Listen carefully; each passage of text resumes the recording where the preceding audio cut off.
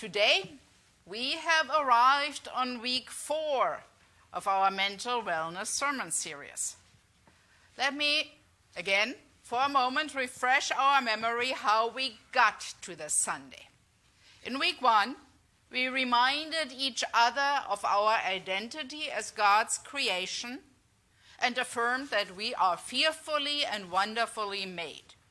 Nothing else in life defines us as much as our being God's marvelously unique creation. When some part of us falls ill, those conditions impact the way we live, but they do not ever fully define us. In week 2, we went one step further and focused on mental illness. Our guide for that week was the story of Jesus' healing of a man who lived naked and shackled among the tombs. Jesus healed the man and returned him to his community. The story illustrates Jesus' commitment to welcome stigmatized and outcast people.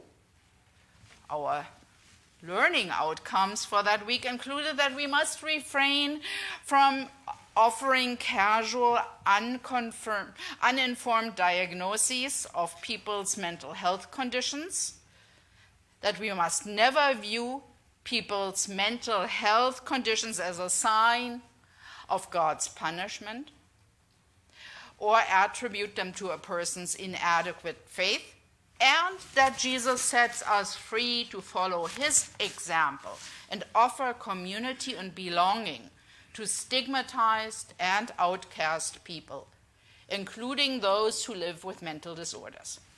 During week 3, we looked at stigma, which we learned is the outcome of a process of stereotyping, prejudice, and discrimination.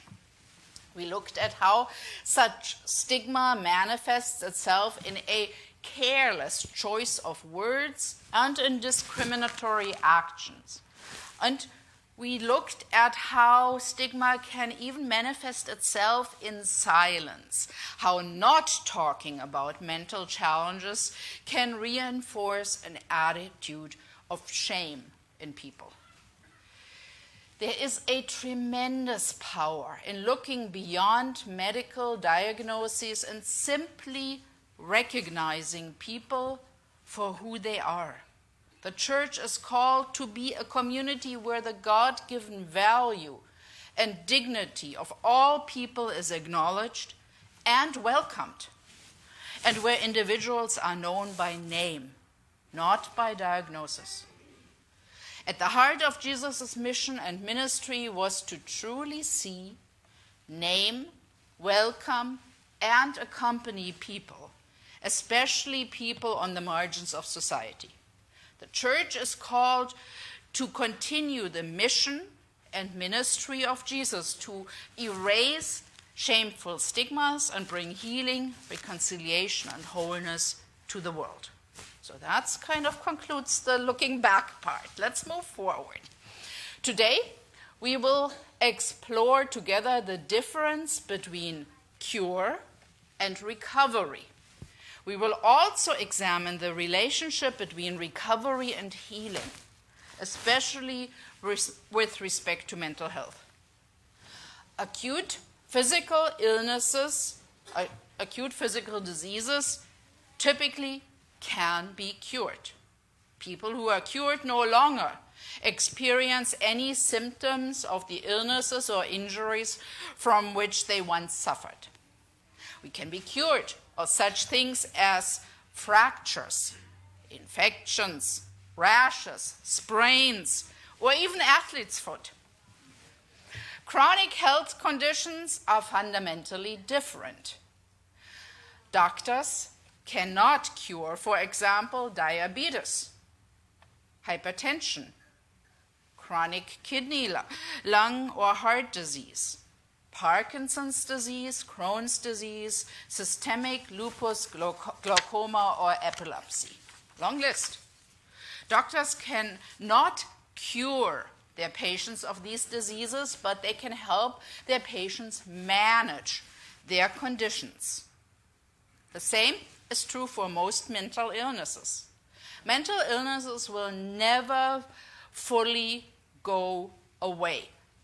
But most mental illnesses can be managed through medication, therapy, and other interventions. The goal of mental health treatments is for people to flourish while living with their chronic illness. To illustrate the ways that recovery differs from curing, let's imagine for a moment that you have a friend named Matt. Matt lives with a condition known as generalized anxiety disorder. Prior to receiving his diagnosis, Matt had been unable to stop worrying constantly about the future. His constant anxiety had led to him sleeping poorly, had led to digestive problems, and he was unable to concentrate on his daily tasks. His job and his housing were on the line. After receiving a diagnosis and implementing a treatment plan, though, things now have gotten better. Matt's treatment involves taking medication, attending group therapy, and developing healthy coping mechanisms to manage his anxiety. The validation that he receives in group therapy has inspired him to share more openly and without shame about his experience with his few trusted friends. And now he knows that he can count on those friends for their prayer and support. At the same time, Matt's sleep and digestion have begun to improve thanks to newly learned strategies that include deep breathing exercises, a consistent sleep routine, and regular walks in the park. Over time, Matt's productivity at his work has increased, and his ability to enjoy his life has returned. So that's just as an example. There are several things we can note about the story of recovery. First, Matt's anxiety disorder isn't cured. Instead, his new coping mechanisms allow him to live well with the symptoms of his anxiety disorder. This means that even though he still experiences anxious thoughts, the negative impact of those thoughts is diminished. Second, Matt's recovery is an ongoing process. To maintain his flourishing mental health, he must continue to follow his treatment plan. Abandoning that treatment plan might have bad consequences for him. Third, Matt is educating himself about his anxiety and about coping techniques. Fourth, he also shares his experiences with a few trusted friends and discovers that they support him in his journey to recovery. When things don't go so well, he knows he can count on his friends for emotional and for practical support. Even amid challenges, his community can help him to function well. Being supported by a trusted community of friends is a critical part of Matt's journey of recovery. Fifth, Matt's recovery is focused on the present and the future rather than the past. He is not trying to get back to the way things once were before his anxiety disorder emerged. Finally, although Matt benefited from both medications and clinical interventions to manage his anxiety, the primary responsibility for Matt's recovery rests on himself and his ongoing commitment and compliance. For many centuries, most Western societies believed that severe mental illnesses are incurable and viewed them as a life sentence. Severely mentally ill people were locked away in asylums. where they languished for the rest of their lives. Few people who entered an asylum ever left. The situation did not change until the 20th century, when new pharmacological treatment options emerged. Ever since, doctors know how to manage mental illnesses, and people can recover from them. Thus far, I have talked about the difference between recovery and cure. But what about healing? The Bible is full of miraculous healing stories. Shouldn't we wonder how these stories relate to the concept of recovery from chronic conditions? Let's consider, though, for a moment what we mean by healing. When I think of healing, one thing that comes to my mind right away are the healing miracles that Jesus performed.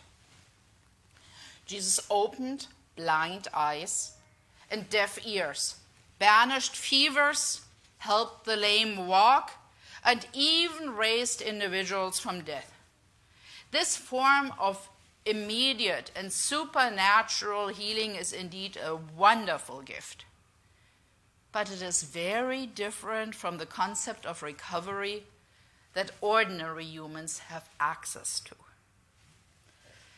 Another, much more ordinary notion of healing includes the natural processes and resources that God has given to humanity.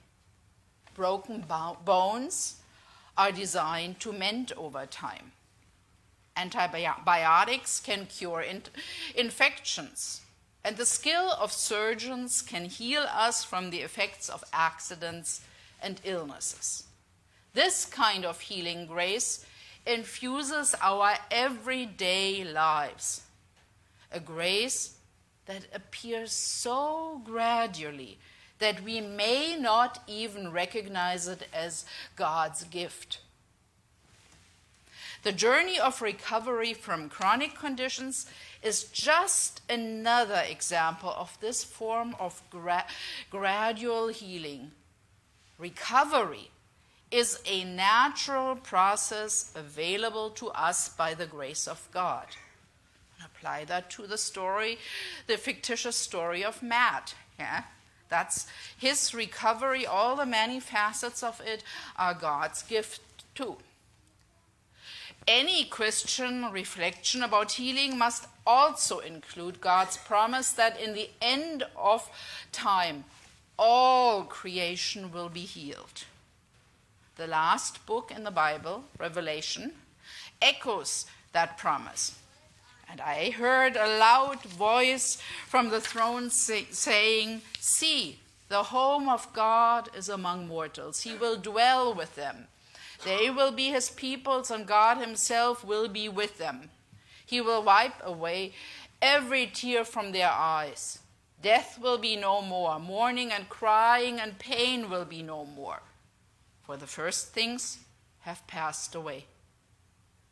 Together with the author of the book of Revelation, the Christian church hopes for and trusts in God's promises of complete restoration. On the day when we finally experience the ultimate form of healing, recovery, as well as antibiotics and surgeries, will no longer be necessary.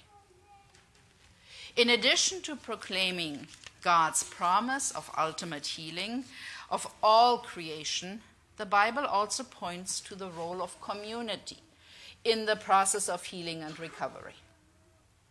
2 weeks ago, when we listened to the story of the man whose demon Jesus ordered to leave the man and enter a herd of swine, the man's healing was not complete until he returned to his people and lived among them. We find that same pattern in many other healing stories in the Gospels. When Jesus healed people from their diseases, he often also repaired their relationship with their community. Their healing was not complete until they were successfully reintegrated into the community. Let me give you two more equally well-known examples. The first example is Jesus' miraculous curing of a leper.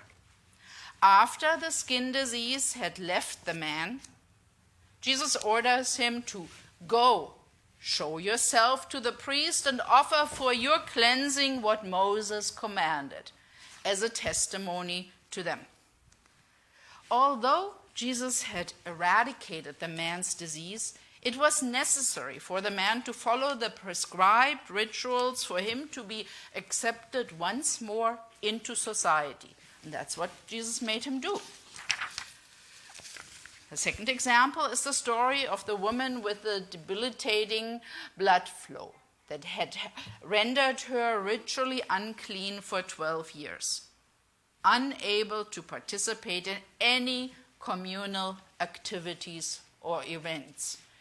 Her being unclean and participating in communal celebrations or religious celebrations would have rendered everybody else ritually unclean and prevented them from participating. So this woman is physically cured when she touches the fringe of Jesus' garment. Yet her full healing occurs only once Jesus notices her and draws her into a conversation and relationship. He pronounces her well after she speaks to him, so community is established.